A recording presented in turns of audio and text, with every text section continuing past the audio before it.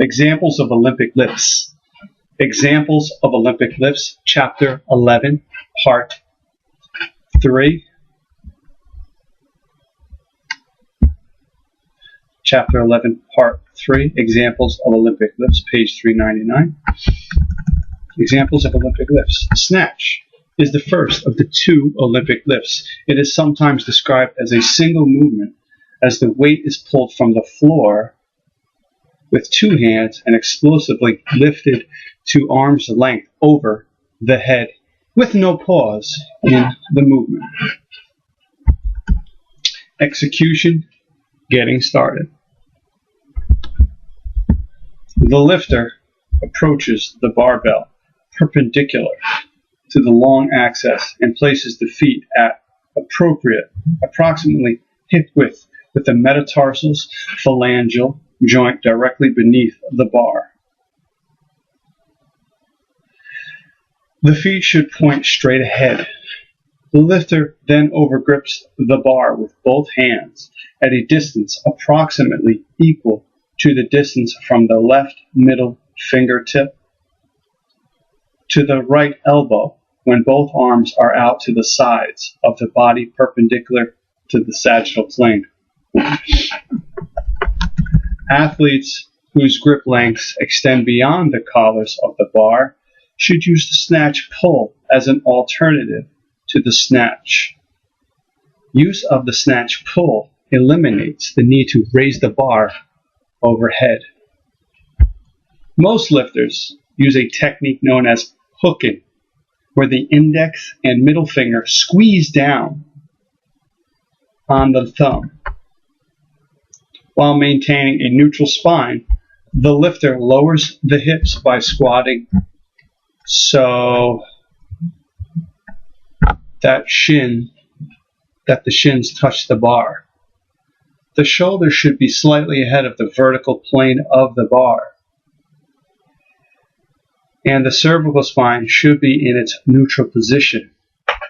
Incorporate the stability cues by drawing in, bracing, and retracting the scapula.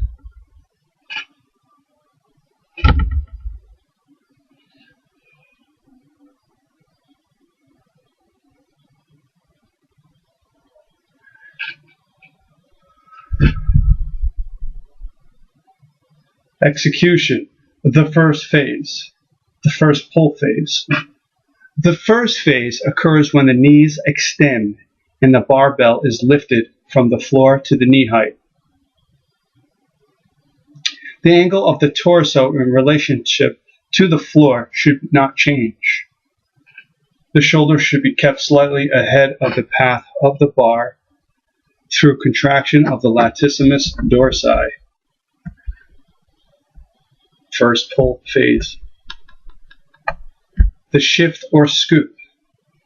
In this transitional phase, the barbell is elevated from the knees to an area between the mid-thigh and the pubic bone, depending upon the relative limb and torso segment lengths. The greater the ratio between arm length and torso length, the lower the bar will be when this reflexing occurs.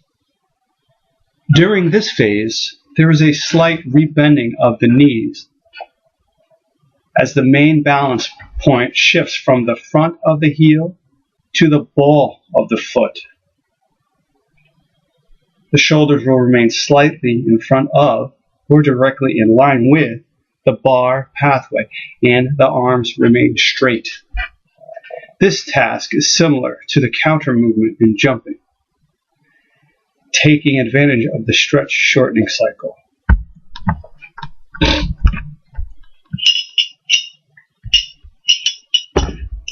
Execution, the top pull phase. Execution, top pull phase. This phase begins with a violent extension of the hips, knees, and ankles, hence the triple extension that help drive the bar upward and slightly forward of the upper thigh or pubic area. A rapid contraction of the trapezius and lateral raising of the elbows by the deltoids follow this immediately.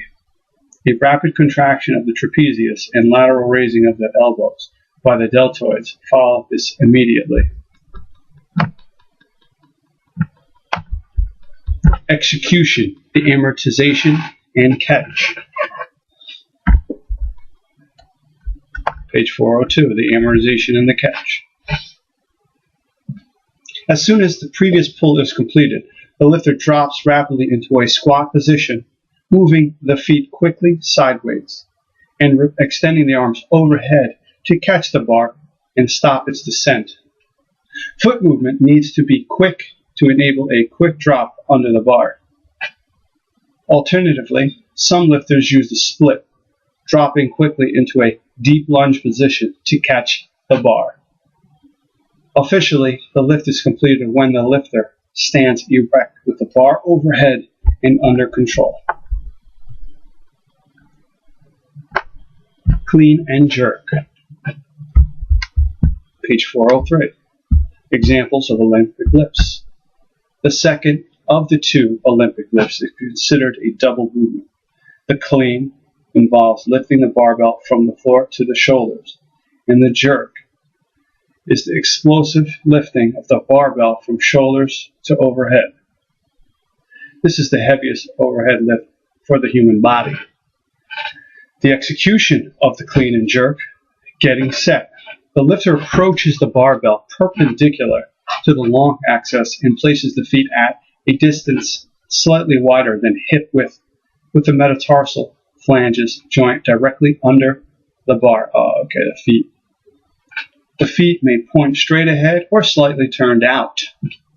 The lifter then takes an overgrip. Again, hooking is an option, with the distance between two hands being slightly wider than the shoulder width. The shoulder should be slightly ahead of the vertical plane of the barbell. The hips are lowered with the spine in a neutral position until the shins touch the bar. The angle between the torso and the floor may be slightly greater than that used at the beginning of the snatch. The head should be positioned so the eyes are fixed on a focal point equal to or slightly higher than standing eye height. The three stability cues should be used. Execution, the first pull of the clean and jerk. The barbell is lifted from the floor to knee height through an extension of the knees and hips. The angle of the back relative to the floor should be maintained, and the hips and barbell should rise at the same speed. The tendency of the barbell to move forward and away from the body should be contracted by the isometric contraction of the latissimus dorsi.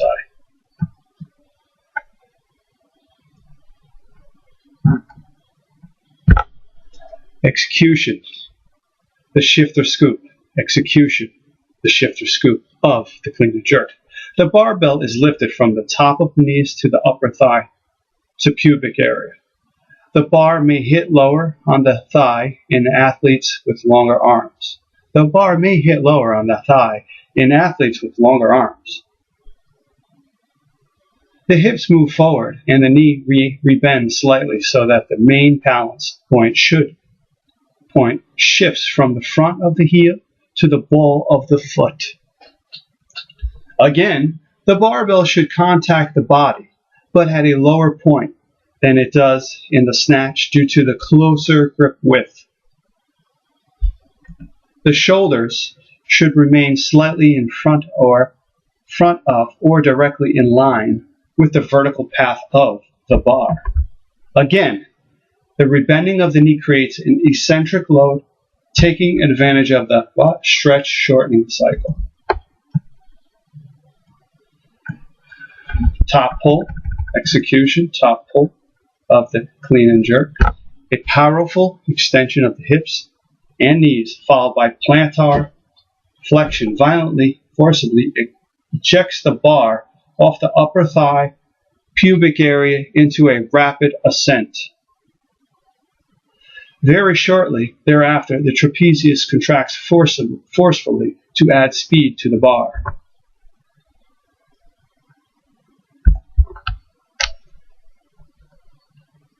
Add speed to the bar. I'm going to read that again. A powerful extension of the hips and knees, followed by plantar flexion, violently and forcibly ejects the bar off the upper thigh pubic area into a rapid ascent. Very shortly thereafter, the trapezius contracts forcefully to add speed to the bar. Execution: the catch, amortization, and possible rebound. As soon as the body is fully extended and the trapezius contraction has taken place, the lifter drops rapidly into a full squat position with the feet moving sideways quickly into a comfortable front squat position. The elbows revolve rapidly forward as the grip is relaxed and the bar is caught on the shoulders, which have moved forward. A skillfully performed catch will allow the lifter to employ the elastic component of the barbell to gain some momentum in recovery from the deep squat. In the past, some lifters employed the split or deep lunge to drop low enough to catch the clean. In these methods, the recovery from the split is accomplished by leaning backwards so enough force is removed from the front foot to allow it to be pulled back to the starting line. And then the rear foot can be brought forward.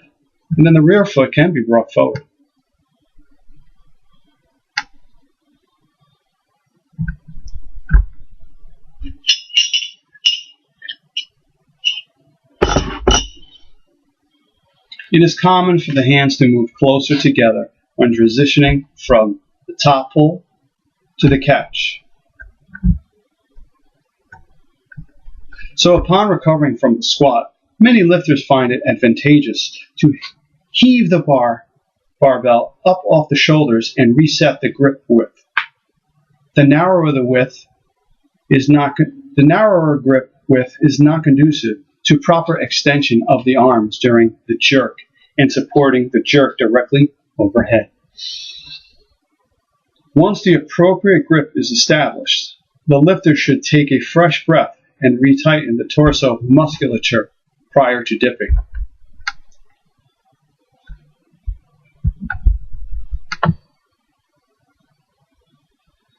The dip can commence once. This is the execution, the get set, dip, and drive of the jerk. The get set, dip, and drive of the jerk. The dip can commence once the stance is at a width slightly wider than hips and the toes pointing slightly forward. The main pressure point should be on the heels and the upper arm should be approximately 45 degrees in relation to the vertical axis of the torso. This may not always be possible with lifters who have an exceptionally large ratio of humerus length to radius length.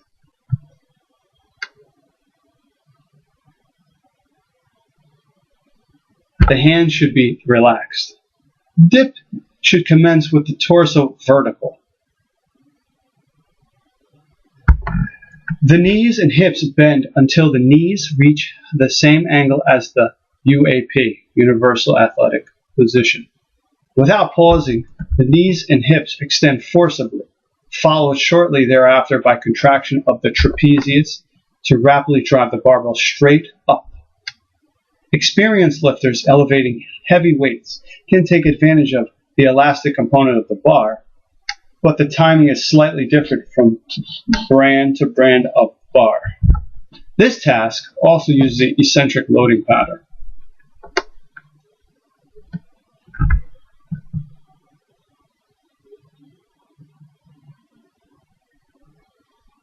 The catch and recovery. Once the drive is generated, most lifters drop into a split. In this case, a shallow lunge. Since the bar is in front of the neck to begin with, but should end up directly over the head, the back foot should make contact first. This will drive the lifter slightly forward so the vertical axis of the torso is in line with the bar pathway. Thus, the rear foot should skim while the front foot takes a more prancing movement.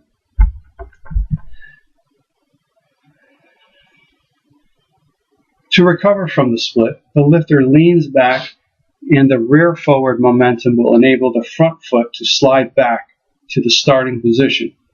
And then the rear foot can recover forward, ensuring the bar moves only in a vertical pathway, completing the lift.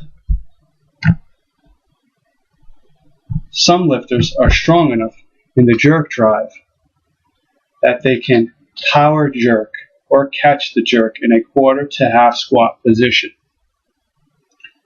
Some lifters are strong enough in the jerk drive that they can power jerk or catch the jerk in a quarter to half squat position. This allowable, of course. A few lifters drop into a full squat, but this style is not advisable for most people. The grip width can be varied from the drive to the catch, and some lifters employ this tactic to lessen the distance the bar must travel before the elbow lock. But this does require some practice.